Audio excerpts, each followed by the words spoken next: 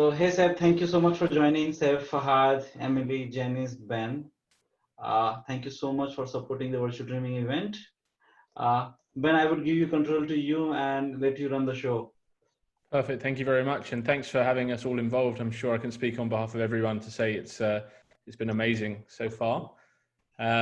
So I've got a number of questions to run through with you all, and some I will target at you individually, and others I'll invite you all to kind of add a say. So I guess most people will know who you are already, but for anyone that's kind of new in the ecosystem or just starting out, if you could all kind of just give a quick intro, and also I guess tell us when you each started your Salesforce journey.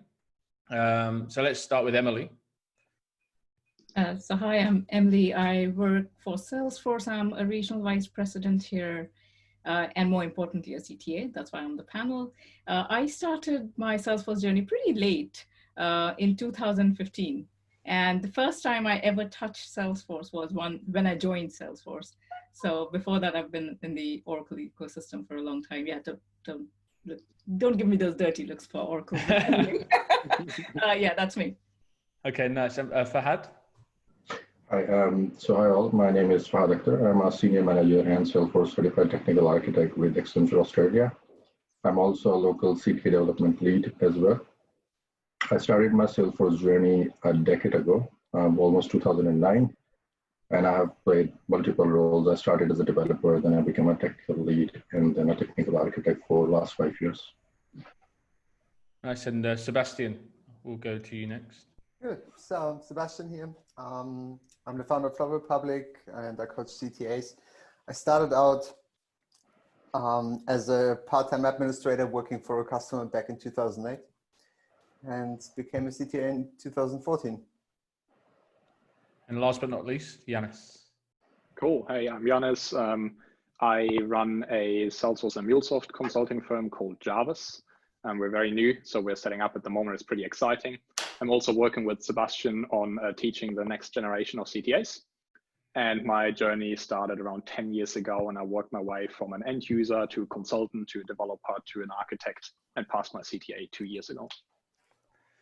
So we'll go through the journey to CTA, and we'll talk about the different kind of stages of that. But I guess a lot of people on this are aspiring to be a CTA. So from a career perspective, how does everything change for you when you get the title? When you finally hit the CTA title, what changes for you? Jannis, we'll stay with you.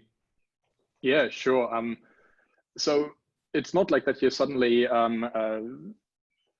only doing high-level architecture work and you're being immediately promoted in your organization. I think all of that is not true. I think it's more like when you enter a room and you join a conversation, the credibility that you had to work for before, very hard to prove yourself, is now instantly given by people that know what a CTA means. So I think that has certainly changed. I also think that suddenly the expectation changes on you in terms of that people think you know everything. And again, I think that's just not true. Yes, you know a lot about the Salesforce ecosystem, but there are always areas that you might not have as much experience, right? And I think it can create a certain element of pressure when suddenly everybody thinks you know everything and you're gonna have to chase the answers really fast. So you become the go-to person for everything. Totally. Yeah, absolutely. And I think what happens immediately is that you're moving from being a delivery person into being a lot more involved in pre-sales because you're naturally a good presenter, but you know the product as well very well, which makes good salespeople. So I do think you suddenly wear a lot more hats. Sure. So the CTA is kind of something everyone really talks about in the ecosystem, and it's what a lot of people would see as not necessarily their end goal, but their I guess the North Star, what everyone's aiming for. But until you go through it, you probably don't understand the amount of sacrifice that you have to make along the way. So Emily, would you be able to kind of explain, I guess, and describe the level of commitment that it actually takes to go from, right, I want to be a CTA to, right, I'm going to be a CTA and I am a CTA?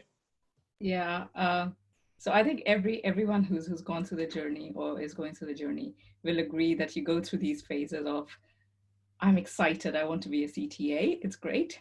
And then you start ticking off through your certs, and I'm like, I'm getting there, I'm getting there, I'm getting there. And then you get to through the certs, and then you do your first coaching session with someone, or you do your first scenario, and you go, there is no way I'm going to be a CTA ever, especially if you receive some good feedback. And then you start again and pick up and say, okay, I'm getting the hang of it, and I can do it. So it is a huge commitment. I mean, passing the certification exams in the pyramid are what I say only 60% of the game. Once you're a system certified architect or an application architect, but the real grit is going from there to the review boards. And the reason is it's bringing all of that together, putting in the business context, putting in the prep hours, getting your artifacts right, getting the timing right. I think that's huge. The pressure of doing everything in that, time box session is a massive pressure, and dealing with pressure and staying calm, under pressure is a huge learning. The commitment is huge. As I say, people underestimate it when they think, that they can do it along with their jobs. Minimum for someone who's an ace at everything, all the domains, I would say 10 hours prep a week, doing a few scenarios a week after your day job, and this is at least for 8 to 9 weeks before you actually go into the review board, so that you have that level up and you're building that muscle memory to go into review boards as well. So it's huge. I know that I've given up weekends towards the end. I stopped seeing friends. I had to level set expectations with everyone that, hey, my life's temporarily changing for 8 weeks or 9 weeks. So it's not you, it's me. I'm going away, and I'm going to lock myself up into a room and prepare. But it's huge, especially if you have a family, if you have kids who don't really understand why you're working away on the weekend, whereas all you need to do is really focus, understand, make the mistakes, learn from your mistakes, get feedback, etc. So it's a very time-consuming process, and people really don't get the level of commitment till they go through the grind, and it is a proper grind. Sure. And I think everyone, correct me if I'm wrong, but everyone bar Sebastian has gone through the CTA since the pyramid has been a thing. Sebastian, I think you were before that time. Yes. I did it in 2014 when we had the old format. I mean, if you look at how the certification has evolved, I think the preparation has become easier. The information is more accessible, it's more clear. But it also has become a lot harder in the sense that the scenarios are now way bigger, and the amount of knowledge that you have to retain is bigger. Sure. And Fahad, you're the most recent to pass the CTA. So how did you find the gap from passing your system and application architect? Everyone talks about this gap, but until you get to that point, you don't really know what the gap is, right? So how did you find that gap? Once I passed my system architecture and application architecture certification, first of all, there's a huge gap, because your system and application architecture how to apply those capabilities. And was a huge gap. I mean, as I attempted a scenario after that, I find out that there's a lot that I need to learn, especially I need to learn how to apply the knowledge that I've recently gained. So that's my perception. There is, I would say, system and application architecture certification are probably the 10% of the journey. The 90% starts after you pass those certifications. Which is pretty daunting, right? So Emily mentioned it before that she felt at one point that I'm never going to be a CTA. Is that common? Have you all felt that at one point or more?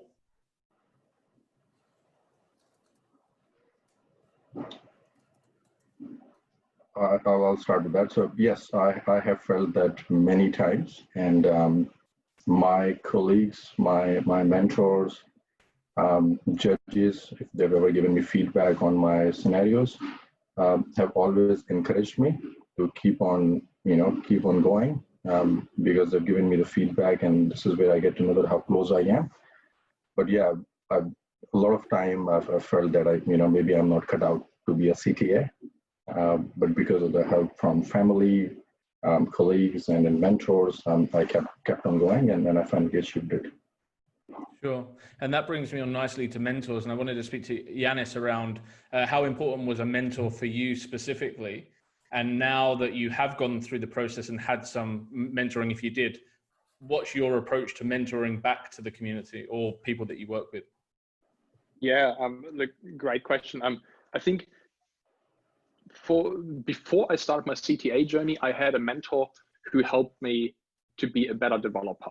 And that person constantly challenged me and pushed me every time I felt like I've just learned something, and he pushed me to the next thing and made me grow extremely fast. And he was not afraid of giving me honest and direct feedback, which worked really well.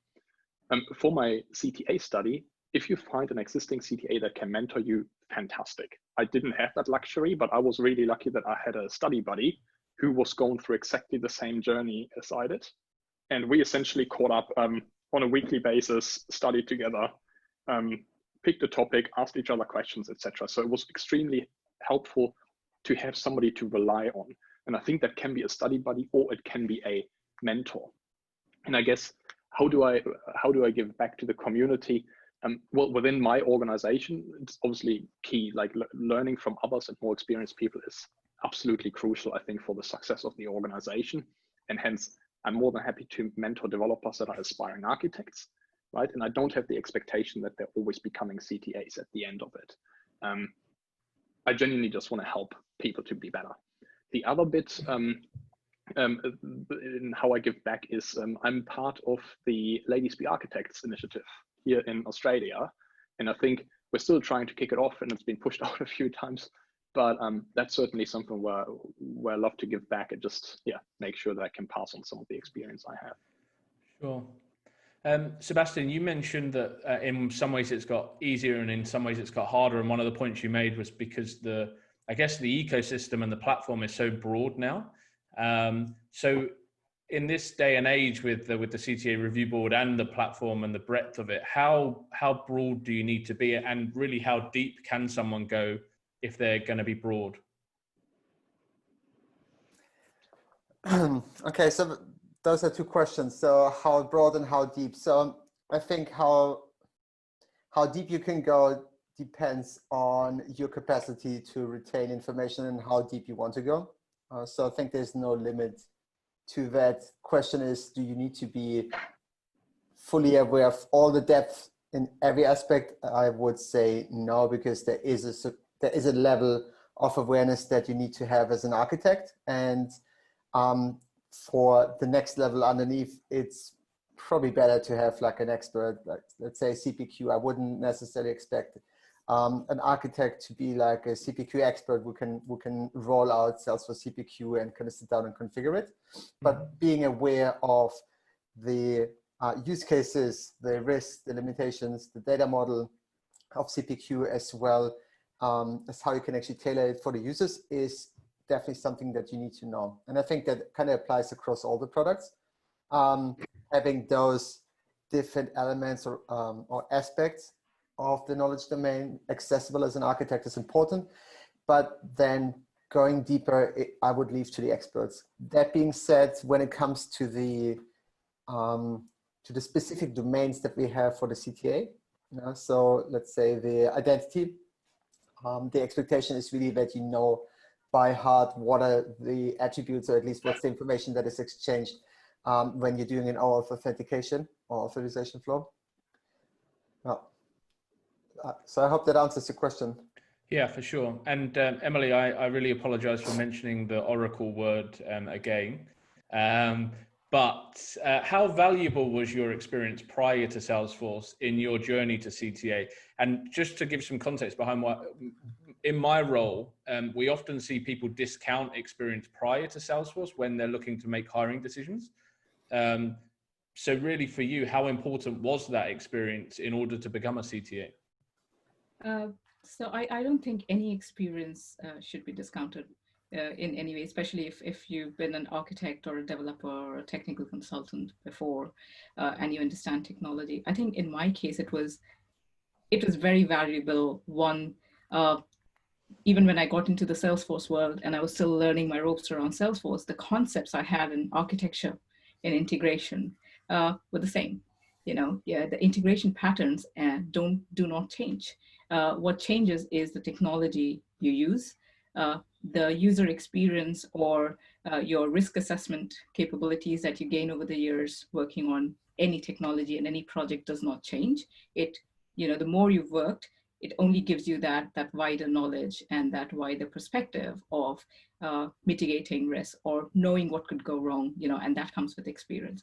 So I think coming from the Oracle world, the experience definitely counted in terms of the architectural basis. So as I said, I probably joined in this panel that we have, I'm probably the youngest in the Salesforce ecosystem. I joined the ecosystem pretty late, but I went from joining to a CTA pretty quickly. And that was not because I started learning architecture when I joined Salesforce. Architecture was, part of my life before I joined Salesforce. When I joined Salesforce, I thought about it in a different way, and I applied different technical layers to it, and I applied different technology to it. So it's definitely not to be discounted. I think if you have a good basis, if you have a good foundation, it's easier to build on top of, because if you're then trying to understand the basic concepts like what is security, what is identity, what is an SSO, what is an integration pattern, in that case, you're really starting, from step one, whereas if you have your foundation, you're probably ahead of the game a little bit, and you've probably skipped 3 steps on your CTA journey already. Sure. And then if we flip that question a little bit, because Fahad has been in the ecosystem, you mentioned 2009, right? So such a long period of time. How important has it been for you, Fahad, to keep in touch with what's going on in the broader technology landscape and be aware of what's happening outside of Salesforce in your journey?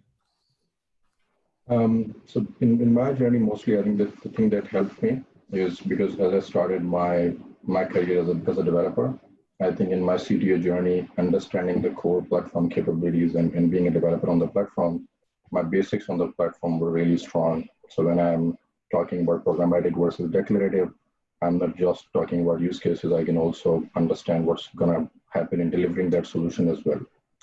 Apart from that, I had to spend a lot of time in learning, the ecosystems of, understanding CPQ capabilities and identity capabilities and understanding, let's say Okta and Ping that I would have to introduce to complete my identity solution. So I had to spend a lot of time in learning those because I didn't have any experience on those technologies. Okay, nice. So one thing I've noticed a real shift around, and that's been amplified very clearly in Virtual Dreaming, is that a lot of the sessions have been around soft skills. And I even saw today that Sebastian's launching an academy or a boot camp for communication skills. And so Seb, maybe you're best to answer this question. But which soft skills and communication techniques have you seen as being absolutely vital in the journey to CTA and just being a good architect all round? So I think one of the most important qualities, and the most obvious one might be a presentation, but I would say being able to ask the right question. And what does that mean is, like when you're looking at requirements, you're reading the requirements, but you have to ask yourself the questions like, what are the implications? What are the considerations that I'm applying, et cetera, et cetera. So being able to ask the right questions is absolutely invaluable. But then specifically when it comes to the CTA journey, it's also about presenting what you've put together. And I think we see that, not only do I think, but we see it very often when we teach 601s, and Jannis, correct me if I'm wrong, but there are a lot of really great technical people out there. Yeah? But when it comes to putting together their solution and then presenting it back to us, that's when it starts falling apart, because people have such a strong technical background, but have never really worked in a client-facing role or have very little experience. So they don't really feel comfortable about it. And I mean, for those of you who know Carl another CTA from the US, he always explains, you know, like I started my journey probably like right in high school when I did musicals and he played in a rock band, etc., etc. You know, like really being able to put yourself out there and being exposed is something that you need to be able to handle. And then obviously handling objections. And that's massively important, of course, when you're working with customers as well as for the board, you know, because you might be wrong and people might come at you and say, no, this is not what my expectation is, like we need to change that. If you can't really handle that, it's going to be a rather tough one. So that's definitely things that you need to practice. And does anyone else have any anything else that they would say from a soft skill perspective that they're seeing as challenges when they've maybe mentored or guided people towards the review board? Okay, I can go. If I've seen the same, and I coach people internally within Salesforces, they are great technical, you know, technically they know everything, they have the depths of it, but when it comes to putting it all together and conveying it in the context of the scenario that they've been given, that's where they really fall apart. And a lot of people, it's really nerve-wracking, you know, to stand out there for 45 minutes or 1 hour and you know, convince people on your point of view, and they haven't done it a lot. So one thing that I think really helped me in my journey was I've been in a consultancy for, you know, all of my career. So it was always a client-facing role. I was always on that part where I understood the use cases, the requirements, and converted them, you know, into solutions and then brainstormed them. But for a lot of people, especially who come from developer backgrounds, are not used to that interactive style of presentation. So that's quite key. If you can get consultancy experience, you know, working with multiple clients, multiple projects, absolutely fantastic. If you're a natural presenter, it's a big, you know, plus to have when you go for the boards. Sure. Jannis, I'm bringing this one to you because I know for a fact that you've worked in a few different environments. So consulting, you've worked for a product company. Clear this one up for me once and for all. Is there a better environment? Like, is there a best environment, should I say, for preparing for the CTA? We've got end user, we've got, let's count Salesforce out of this because I think that's a bit unfair, but end user, product company, ISV, or consulting company. Are you going to get better exposure in one or the other? Yeah, look, I give you the standard architect answer, right? It depends. But so let's go through them one by one. Working for consultancy means you're exposed to many different customers, and with that, many different problems that you need to solve. And I think because in order to pass your CTA, experience is such a crucial thing, right? Getting that experience through multiple different problems that you're solving through different organizations is probably going to accelerate your journey a bit. That being said, you might work for an extremely large organization that has a global implementation, which, for example, here in Australia is not very common, right? We don't have many organizations in Australia that are headquartered in Australia, and hence global projects are not that common here. If you happen to work for an organization that is global, that immediately increases the complexity and gives you probably different business units to work with. They will have a broad range of Salesforce products that they use. So you're not short of having the opportunity to play with every product. So I think that could be equally good. From an ISV perspective, I think that's probably where you would be in a bit of a disadvantage because you're really just building App Exchange apps that solve a very specific problem. And depending obviously on how big the ISV is, that could be a very small problem that you're solving or an industry solution, but it's probably not going to solve the entire customer problem. And I think you probably will be a bit disadvantaged if you're trying to become a CTA at an ISV, because it will not give you all the exposure that you may want to have. Sure. This question, it wasn't a question from the earlier CTA panel, but it's something that Sebastian mentioned. I'm going to bring it back up because it's something I've never thought of before, but I found really interesting. And you said that there is a difference between solution design and architecture. And I think that's something that a lot of people overlook when they think that they're doing architecture. It's because they're doing solution design. So Sebastian, to throw that back at you again, and I know I did text you about this afterwards, so hopefully you can remember the answer you said. I took the, I opened up my WhatsApp with the image that I sent you. So what's the difference between solution design and architecture? Okay, so this time I'm better prepared because I can actually look at the slide deck that I have prepared. But I think the fundamental difference between architecture and design is really that architecture is more abstract.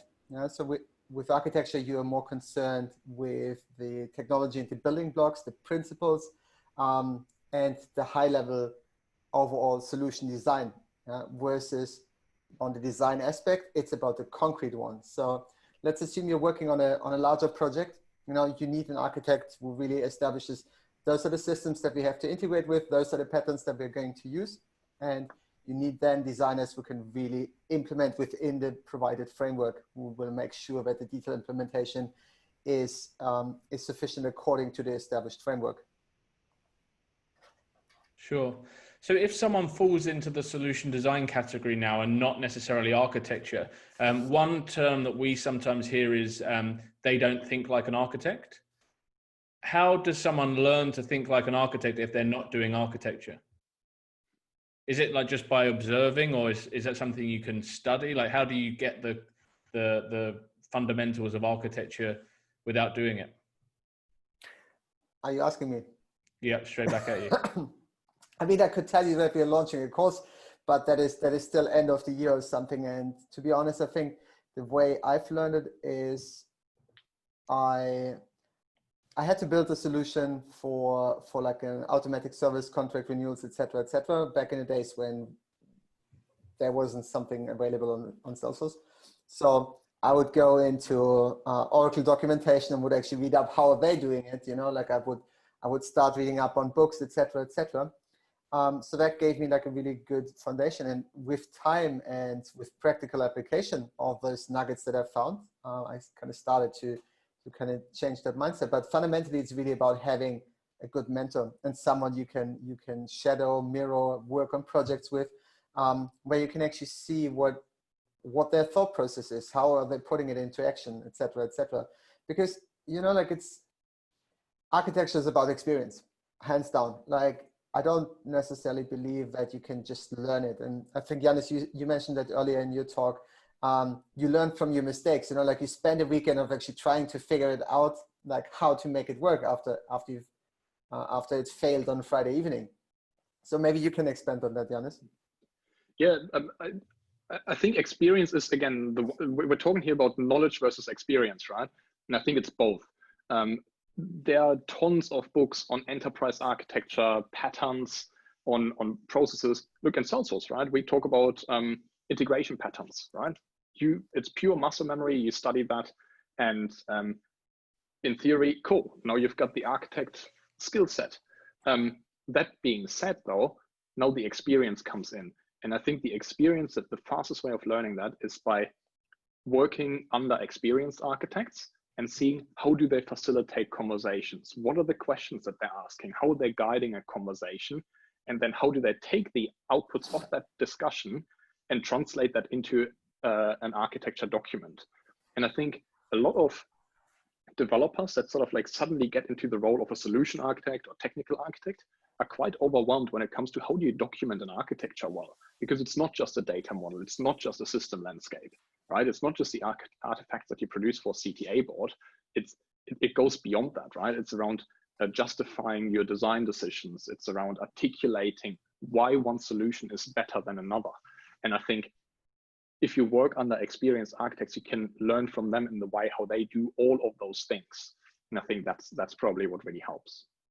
Nice. And Emily, this question is coming to you. So it's quite well documented, and this is a question that comes up regularly around, do you have to code to be a CTA? And it's quite well documented that you don't necessarily have to be a developer.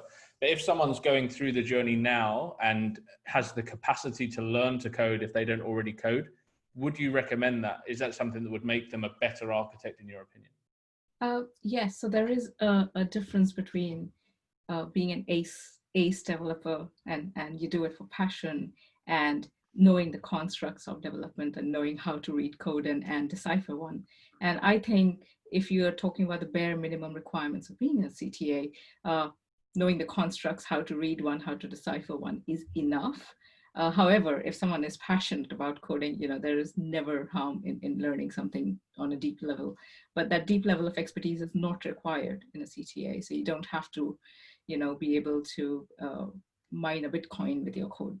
You don't have to be at that level of expertise, but what you should be able to do is you should be able to look through an Apex code and get the logic and be able to see, okay, this is what it means, this is what it does, this is what the underlying behavior must be. So yes, you don't need to be a developer, but I think with the PD1, it gives you a good basis of going through your journey. Sure. And Fahad, so having wanted to be a CTA for a number of years, you've been in the ecosystem for a long time.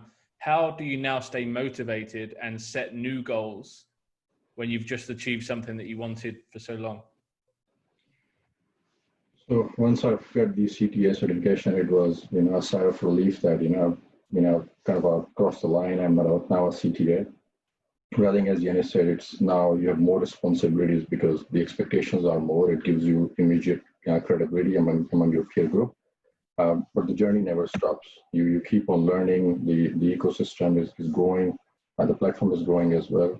So there is always something new to learn about. I mean, I've got targets for this year as well to learn more about marketing cloud and field service lightning and get a deeper understanding of those capabilities as well. So the answer is, even once you get it, it's not the end of the world. You keep on going, you keep on learning. So I guess in reality, it's never just the journey to CTA, right? Because that's not the end goal. It's being a great architect doesn't end there. That's right. So we've got some questions as well here from the audience. So Chetan has asked what the difference between an enterprise architect and a CTA is. Who would like to answer that one? Yeah, I go for it. So an enterprise architect works in an organization and obviously looks at the wider enterprise landscape, right? So they are not necessarily a skilled Salesforce expert, nor are they a skilled Oracle or ServiceNow expert, right? They're good in understanding how to stitch things together, right? Essentially, they're connecting the dots. And by connecting the dots, they're thinking about scalability across the enterprise, meaning where does master data sit? How does data flow between the organization? How is it secured? Who can do what, right, across the enterprise? That's what an enterprise architect is concerned with. A CTA, I think there's certainly elements where we tap quite deeply into the enterprise landscape, but we always come in from a Salesforce-centric approach because that's what we are. We're certified Salesforce technical architects, right? And what that means is that we can articulate very well all the benefits and drawbacks of different mechanisms of designing applications within the Salesforce ecosystem and integrating those. And I think when we're talking about the integrating those, that's when we normally have quite a big overlap with enterprise architects, where essentially we talk to enterprise architects and it's an equal conversation, right? How do you do it in your other systems? Okay, cool. Here's how Salesforce can do it. How can we bring this together, right? Like, here's an approach that we can provide you from a Salesforce perspective. Does that work? Great. Let me show it to you. I think that's probably how I would distinguish them.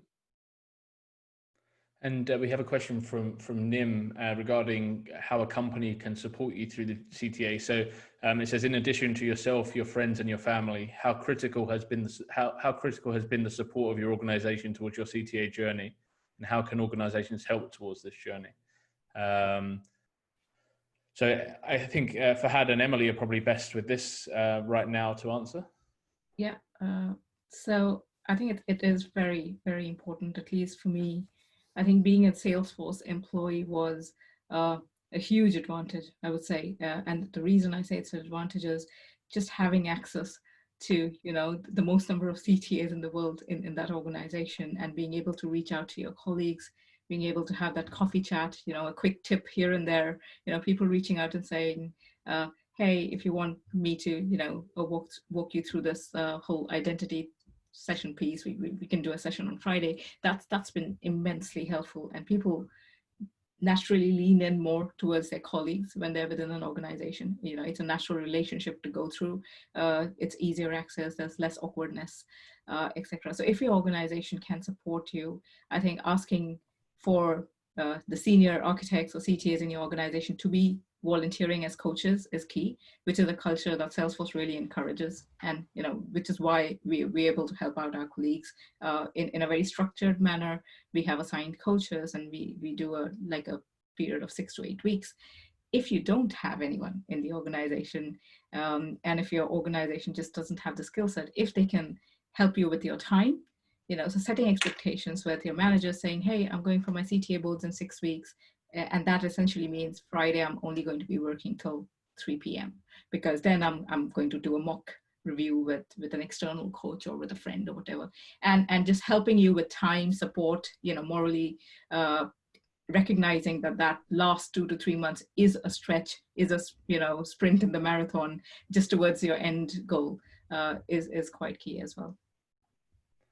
And Fahad, are you still online? Yes, I'm here. Yeah, can you hear me? Yeah, we just lost the camera, so I wasn't sure. But yeah, for yourself and with Accenture, what kind of support did you get towards the journey? So I got support in many ways. So first of all, my view is that it is extremely important to have the support from your manager throughout the CTA journey. I was been given opportunities and roles on the project that helped me close out any knowledge gap and get any experience that I needed. I was also been given 2 weeks of study leaves. My manager was a CTA as well himself, so he mentored me and helped me as well, took many mocks, spent multiple hours, even after 5 o'clock to help me and give me the feedback that I needed. So it is extremely important. And again, I mean, it's an expensive exam as well. So, you know, if your company is supporting you, which means that they support you financially as well. Sure. I think that just to summarize everything that I've heard from speaking to CTAs today on the panels, this isn't something you can do on your own. You know, you have to have the support of your business and people around you. And if that means you don't have people in the company, there are resources out there now where you can get that support. So I think that's key to note as well. And I think that's everything we've got time for. Just on that note, Ben, I was a contractor when I passed my CTA. So it is possible. But I guess the benefit that I had because I was a contractor was time. And I think that really speaks to what Emely and Fahad just said, right? Like that time, you just need to, especially those 2 weeks leading up to the exam, you just need to have space in your brain to focus on that. And I think that's probably the key thing to ask for. Yeah, and I think as you mentioned before, you had a peer, right, to work with. So again, yeah, it's really important to have someone to bounce off of. Yeah, totally. Perfect. I think that's everything. We're hitting the 40-minute mark. So thanks a lot for everyone's time. And again, thanks Jitendra and the guys for having us all involved. Thank you, everyone. Thank you. It was a pleasure. Thank you. Thank you. Have a good day. Bye.